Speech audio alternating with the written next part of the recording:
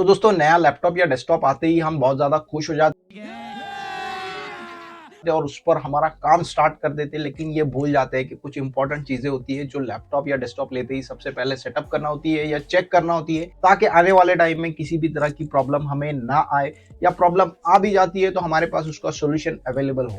आज की वीडियो में आपको इंपॉर्टेंट पॉइंट्स बताने वाला हूँ जो आपको सबसे पहले करना चाहिए। लैपटॉप या डेस्कटॉप कुछ भी लिया हो आपने, सबसे पहले आपको ये चीज़ें करना चाहिए ताकि इन फ्यूचर आपको कोई प्रॉब्लम ना आए। पॉइंट नंबर 1 दोस्तों, जब भी आप लैपटॉप या डेस्कटॉप ले रहे हो तो सबसे पहले कंफर्म करें कि आप जो सॉफ्टवेयर इंस्टॉल कर रहे हो माइक्रोसॉफ्ट विंडोज का, वो लाइसेंस वर्जन होना चाहिए। अगर आप पायरेटेड वर्जन यूज कर रहे हो, मतलब आप अनसिक्योर्ड सिस्टम यूज कर रहे हो जो कभी भी हैक हो सकता है, जिसका डेटा कभी भी लॉस हो सकता है, या किसी भी तरह की आपको सिक्योरिटी से रिलेटेड प्रॉब्लम आ सकती है, आपका सिस्टम सिक्योर नहीं है, तो अगर आप ले रहे हो तो पहले डिसाइड कर ले कि भाई मुझे लाइसेंस वर्जन विंडोज चाहिए, मुझे पायरेटेड विंडोज नहीं चाहिए। और अगर आपने ऑलरेडी ले लिया है तो आप खुद चेक कर सकते हो कि आपका जो सिस्टम है वो लाइसेंस वर्जन है या नहीं है। तो आपका विंडोज लाइसेंस वर्जन है या नहीं है, कैसे चेक करना है, मैंने एक डेडिकेटेड वीडियो बनाया है। तो आप जैसे कि स्क्रीन पर देख रहे हो, आपको ये कमांड रन करना है आपके कंप्यूटर या लैपटॉप में, और यहाँ पर आपको ये बता देता है आपका जो माइक्रोसॉफ्ट विंडोज है उसका जो लाइसेंस की है वो आपको यहाँ पे शो कर देता है। अगर आपका सिस्टम पायरेटेड होगा तो ये लाइसेंस की नहीं शो करेगा, ये जेन्युइन होगा तभी आपको शो करेगा। तो अगर आपको लाइसेंस की यहाँ पर मिल जाता है तो मतलब आपका ऑपरेटिंग सिस्टम जेन्युइन है, लाइसेंस है, या आप जहां से आपने परचेस किया उससे पूछ भी सकते हो, कंफर्म कर सकते हो, ताकि आपको आने वाले टाइम में कोई प्रॉब्लम ना आए। पॉइंट नंबर 2, आपको आपके ऑपरेटिंग सिस्टम के सारे अपडेट्स चेक करना है। विंडोज के जितने भी अपडेट्स होते हैं, सिक्योरिटी अपडेट सबसे पहले करना है, उसके बाद फीचर्स अपडेट होते हैं, वो भी आपको डाउनलोड एंड इंस्टॉल करना है अपने सिस्टम पे, ताकि आपका सिस्टम अप टू डेट रहे, किसी तरह का सिक्योरिटी गैप आपके सिस्टम में बाकी ना रहे। और ये तभी पॉसिबल होता है जब आपका ऑपरेटिंग सिस्टम बिल्कुल जेन्युइन होगा। और अगर आपका ऑपरेटिंग सिस्टम जेन्युइन नहीं है, आप खरीदना चाहते हो, आपके माइंड में एक क्वेश्चन आएगा कि यार लाइसेंस तो बहुत महंगा होता है विंडोज का। उस पर मेरा एक डेडिकेटेड वीडियो है दोस्तों कि आपको आप माइक्रोसॉफ्ट या विंडोज का जो भी आप लाइसेंस परचेस करना चाहते हो वो बहुत ही कम कॉस्ट में आपको कहां से मिलेगा। आई बटन में उस वीडियो का लिंक आ रहा होगा, आप उस वीडियो को जरूर चेकआउट करें अगर आप किसी भी तरह का माइक्रोसॉफ्ट या विंडोज का लाइसेंस खरीदना चाहते हो तो। पॉइंट नंबर 3 दोस्तों, आपने जो भी लैपटॉप या डेस्कटॉप लिया है उसका मॉडल नंबर आप चेक कर ले। हर डेस्कटॉप या लैपटॉप का एक मॉडल नंबर होता है और उस मॉडल नंबर के अकॉर्डिंग उसके सॉफ्टवेयर या ड्राइवर्स होते हैं जो मैन्युफैक्चरर की वेबसाइट पर अवेलेबल होते हैं। मान लो आपने डेल का लैपटॉप लिया है, डेल की वेबसाइट पर आप अगर आपके लैपटॉप का मॉडल नंबर डालेंगे ड्राइवर्स डाउनलोड करने के लिए, तो आपको उसके बहुत सारे ड्राइवर्स मिल जाएंगे। अलग अलग हार्डवेयर के, डिस्प्ले के होते हैं, साउंड के होते हैं, मदरबोर्ड के होते हैं, यूएसबी पोर्ट्स के बहुत सारे ड्राइवर्स होते हैं। तो वो सारे ड्राइवर्स आप पहले डाउनलोड करके रख ले अपने पास, उसकी सेटअप फाइल्स। अगर सीडी वगैरह आई है आपके लैपटॉप के साथ तो आप उस सीडी का बैकअप लेकर रख ले, उसे एक फोल्डर में कॉपी करके रख ले, ताकि इन फ्यूचर आपको कहीं से डाउनलोड करने की जरूरत ना पड़े। बहुत सी टाइम क्या होता है, जब हम लैपटॉप को रीसेट करते हैं वहां पर इंटरनेट नहीं होता और हमें दिक्कत हो जाती है, 1-2 दिन का टाइम लग जाता है डाउनलोड करने में, डाउनलोड नहीं होता। तो अगर पहले से आपके सिस्टम में रहेगा तो आपके लिए एक अच्छी बात रहेगी कि आपको कहीं पर जाने की जरूरत नहीं पड़ेगी, वेट करने की जरूरत नहीं पड़ेगी। और अगर आपने किसी शॉप से परचेस किया तो आप उनसे मांग भी सकते हो कि इसके ड्राइवर्स का एक फोल्डर सेपरेटली आप बनाकर दे दो, ताकि इन फ्यूचर किसी भी तरह के इंस्टॉलेशन के लिए आपको काम आए। अब कुछ दोस्तों का या सब्सक्राइबर्स का ये क्वेश्चन आएगा कमेंट में, देखना मैं गारंटी के साथ बता रहा हूँ, वो बोलेंगे कि भाई मेरा लैपटॉप बहुत पुराना है, उसके वेबसाइट पर भी ड्राइवर्स अवेलेबल नहीं है और कहीं पर मिल भी नहीं रहा है, लेकिन मेरा सिस्टम अभी चल रहा है, मैं उसे ड्राइवर्स नहीं होने की वजह से फॉर्मेट नहीं कर पा रहा हूँ। तो यही है हमारा पॉइंट नंबर 4। तो दोस्तों एक बहुत ही छोटा सा सॉफ्टवेयर है जिसका नाम है ड्राइवर मैजिशियन। आप इसे इंस्टॉल करें आपके कंप्यूटर पर, और ये ड्राइवर मैजिशियन जो सॉफ्टवेयर है ये 15 दिन का फ्री ट्रायल आपको देता है। फुल्ली फंक्शनल वर्क करता है। इस सॉफ्टवेयर को इंस्टॉल करके आप आपके सिस्टम में जो भी ड्राइवर्स अवेलेबल है उनकी बैकअप ले सकते हो, और उन ड्राइवर्स को आप एक जगह पे जिप करके स्टोर कर सकते हो, और जब भी आपको जरूरत पड़ती है आपके सिस्टम को रीसेट करने की, उसके बाद आप वापस से इसी सॉफ्टवेयर को इंस्टॉल करेंगे और इस सॉफ्टवेयर की मदद से आप आपके ड्राइवर्स को रिस्टोर कर सकते हो। तो है ना दोस्तों इजी, कितना आसानी से आपको आपके प्रॉब्लम का सॉल्यूशन मिल गया। जो क्वेश्चन आप कमेंट में पूछने वाले थे उसका आंसर मैंने पहले ही आपको वीडियो में दे दिया है। अगर आप लोग इस प्रोसेस पर एक डिटेल वीडियो चाहते हो तो मुझे कमेंट करके बताएं, मैं उस पर भी एक डिटेल वीडियो आप लोगों के लिए जरूर बनाऊंगा। पॉइंट नंबर 5, ये उन लोगों के साथ होता है जो नया लैपटॉप खरीदते हैं और लैपटॉप सेटअप वेटअप सब कुछ कर लेते हैं, लेकिन जब बाद में वो देखते हैं तो उनके सिस्टम में एक ही ड्राइव होता है, 1 TB का हार्ड डिस्क है और 1 TB का पूरा एक ही ड्राइव बना हुआ है, सी ड्राइव। अब वो ये सोचते हैं कि यार इसमें 2-3 ड्राइव होते तो मैं डेटा अलग अलग ड्राइव में सेव कर सकता था, लेकिन यहाँ पे तो एक ही ड्राइव बना हुआ है। तो उसका भी सोल्यूशन है दोस्तों, उसे बड़ी आसानी से आप आपके ऑपरेटिंग सिस्टम को डिस्टर्ब किए बिना आप उसमें मल्टीपल पार्टीशन बना सकते हो, मल्टीपल ड्राइव बना सकते हो। बहुत से लोग ये भी क्वेश्चन पूछेंगे कि मल्टीपल ड्राइव क्यों बनाएंगे, तो इसलिए अगर आपके सॉफ्टवेयर में कोई प्रॉब्लम आती है तो आपको सिर्फ उतना ही ड्राइव फॉर्मेट करना है, सी ड्राइव को ही फॉर्मेट करना है, डी ड्राइव, ई ड्राइव जहां पर आपका डेटा रहता है उसे फॉर्मेट नहीं करना है। तो जैसे आप मेरे कंप्यूटर स्क्रीन पर अभी देख सकते हो, हम इसे लाइव प्रैक्टिकल करके देखेंगे। आप यहाँ पे देख सकते हो सी ड्राइव यहाँ पे 60 GB का बना हुआ है। तो आप सिंपली आपको क्या करना है, आपके दिस पीसी वाला जो ऑप्शन है उस पर राइट क्लिक करना है और मैनेज पर क्लिक करना है। तो आपका कंप्यूटर मैनेजर खुल जाएगा। कंप्यूटर मैनेजर जैसे ही आपका खुल जाता है तो यहाँ पर आपको डिस्क मैनेजमेंट के ऑप्शन पर क्लिक करना है। डिस्क मैनेजमेंट के ऑप्शन में आपको यहाँ पे सी ड्राइव दिख रहा है। सी ड्राइव आपका 60 GB का पूरा एक ही पार्टीशन बना हुआ है। अब इसमें से यूज कितना हो रहा है ये पहले आप चेक कर लें। जैसे कि आप देख सकते हो यहाँ पे 30 GB अप्रोक्सीमेट यूज हो रहा है और 30 GB फ्री है। अब हमें डेटा स्टोरेज करने के लिए एटलीस्ट 10 GB चाहिए। आपको जितना चाहिए आप उतना ले सकते हो। अगर आपके पास 1 TB का हार्ड डिस्क है तो 1 TB के हार्ड डिस्क में से आप 500 GB ले सकते हो स्टोरेज के लिए, उसमें 2 पार्टीशन बना सकते हो। और अगर आपको 700 GB चाहिए तो वो भी आप ले सकते हो। तो आपको जितना चाहिए आप उतना ले सकते हो। राइट क्लिक करना है, आपको श्रिंक वॉल्यूम पर क्लिक करना है। श्रिंक वॉल्यूम पर क्लिक करने के बाद यहाँ पे आपको अवेलेबल साइज बताता है। जितना अवेलेबल साइज है अभी आपको श्रिंक करने के लिए वो आपको यहाँ पे दे रहा है 28,000 MB कुछ दे रहा है। मुझे इतना नहीं चाहिए तो मैं यहाँ पे 10,000 MB ले लूंगा, जो कि ऑलमोस्ट 10 GB के आसपास होता है। तो मैं यहाँ पे 10 GB का साइज डालकर मैंने श्रिंक पर क्लिक कर दिया। अब यहाँ पर एक नया पार्टीशन क्रिएट हो चुका है, देखिए 9.77 GB का। इसे न्यू सिंपल वॉल्यूम हम कर देंगे और इसे प्रोसीड कर देंगे। नेक्स्ट नेक्स्ट करके ये यहाँ पर एक ड्राइव लेटर देगा। उस ड्राइव को जो नया बन रहा है उसे फॉर्मेट करेगा और माय कंप्यूटर में आपके पास एक ड्राइव रेडी हो चुका है ई ड्राइव के नाम से, जिसका साइज है 10 GB।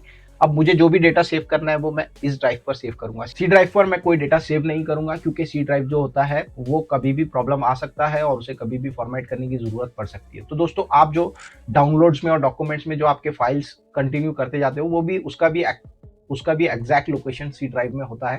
तो आप वहाँ पे ज़्यादा डॉक्यूमेंट ना रखें, टेम्प्रेरी डॉक्यूमेंट रखिए। जो परमानेंटली जिसे रखना है उसे आप मूव कर दे ई ड्राइव में या डी ड्राइव में।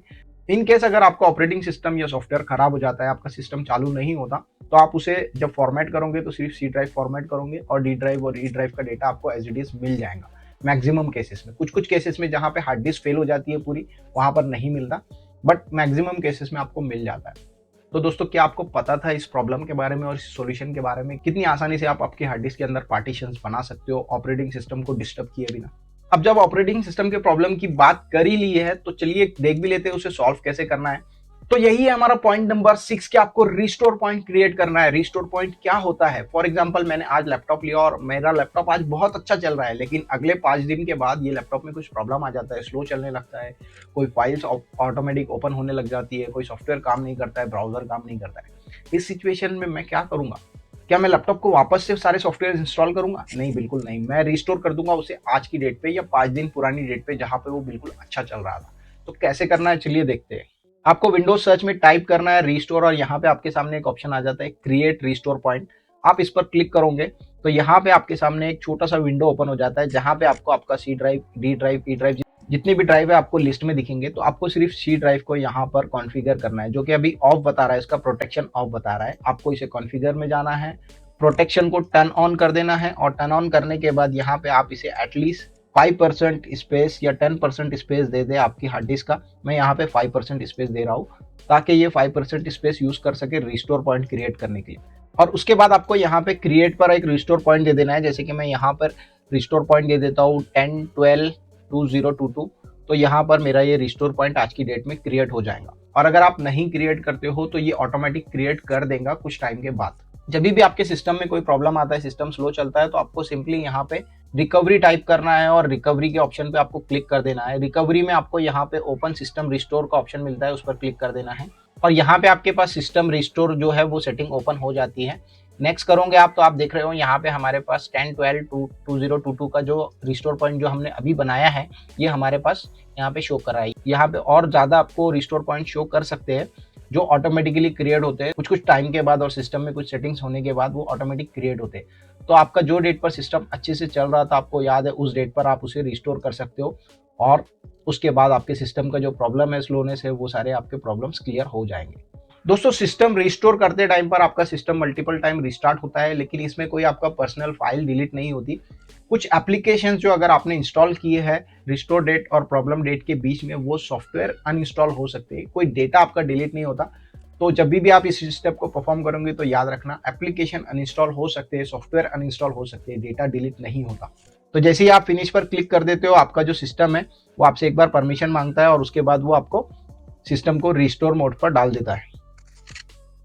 Point number 7, backup your licence की। आपके डेस्कटॉप या लैपटॉप में जितने भी एप्लीकेशंस आप यूज कर रहे हो, विंडोज 10, विंडोज 11, एमएस ऑफिस या और कोई लाइसेंस है, तो उसकी की होती है या उसकी रजिस्ट्रेशन ईमेल आईडी होती है, उसे आप ध्यान से बैकअप करके रखिए, क्योंकि कभी भी आपका सॉफ्टवेयर प्रॉब्लम दे सकता है और इन चीजों की आपको जरूरत पड़ सकती है। अपग्रेड करते टाइम या उसे मॉडिफाई करते टाइम आपको इन चीजों की जरूरत पड़ सकती है। विंडोज की जो लाइसेंस की होती है वो कैसे पता करें, स्टेप नंबर 1 में मैंने आपको बता दिया। फिर भी अगर आपको डिटेल में देखना है तो उसके लिए एक डेडिकेटेड वीडियो है जो आई बटन में आपको शो हो रहा है, वहां पर जाकर आप देख सकते हो। सिंपल सी छोटी सी कमांड है, उसे रन करके आप आपकी विंडोज की जो की है वो पता कर सकते हो। जैसे आप स्क्रीन पर देख रहे हो, मेरी यहाँ पे विंडोज 10 की जो की है वो मैंने आपको यहाँ पे इस कमांड से पता कर ली है। तो आप इसका स्क्रीनशॉट लेके रख सकते हो या नोटपैड में से नोट करके रख सकते हो, ताकि जब भी आप इन फ्यूचर प्रॉब्लम आए तो उसे रिसेट कर पाओ सही तरीके से। पॉइंट नंबर 8, आपको सारे ही हार्डवेयर और सॉफ्टवेयर को चेक कर लेना है अच्छे से कि वो सही तरीके से 100% काम कर रहे हैं। जितने भी हार्डवेयर आते हैं, जैसे कि आपके स्पीकर्स होते हैं, वेब कैमरा होता है, टच पैड होता है, कीबोर्ड, माउस, ये सारी चीजें आपकी सही तरीके से वर्क कर रही है, सारे ही सॉफ्टवेयर पे सही तरीके से काम कर रही है, आपको चेक कर लेना है,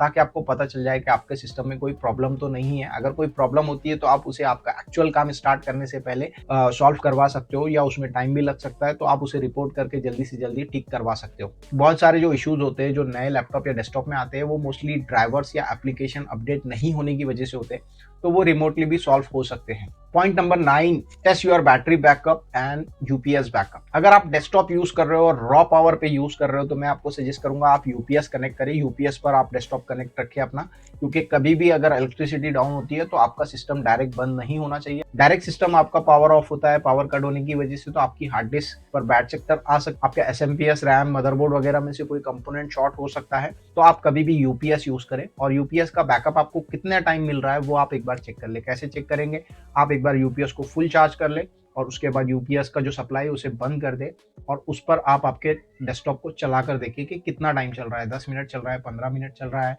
या 30 मिनट चल रहा है। जब वो बहुत ज्यादा बीप करने लगे तब आप यूपीएस के पावर सप्लाई को वापस से ऑन कर दे, तो आपका बैकअप टेस्ट हो जाएगा। वहीं अगर हम लैपटॉप पर देखें तो लैपटॉप की बैटरी को आप फुल चार्ज कर ले, और फुल चार्ज करने के बाद लैपटॉप का जो चार्जर है उसे बंद कर दे, और उसे पूरा टाइम आप यूज करके देखिए कि भाई कितना टाइम आपको आपका लैपटॉप बैकअप दे रहा है। 2 घंटा दे रहा है, 3 घंटा दे रहा है, 4 घंटा दे रहा है। उसे आप आपके माइंड में सेट कर ले कि आपका लैपटॉप कितना बैकअप देता है और कितने टाइम में चार्ज होता है फुल, ये भी आपको पता चल जाएगा। तो चार्जिंग टाइम में और बैकअप टाइम में अगर कोई गैप आपको मिलता है, एज पर मैनुअल जो भी कमिटमेंट आपको मिला है मैन्युफैक्चरर की तरफ से कि भाई 3 घंटे अगर आपको बैकअप दे रहा है, और अगर आपको बॉक्स पे 6 घंटे लिखा हुआ है, 5 घंटे लिखा हुआ है, तो आप उनसे बात कर सकते हो और उसे ऑप्टिमाइज करवा सकते हो। कैसे करना है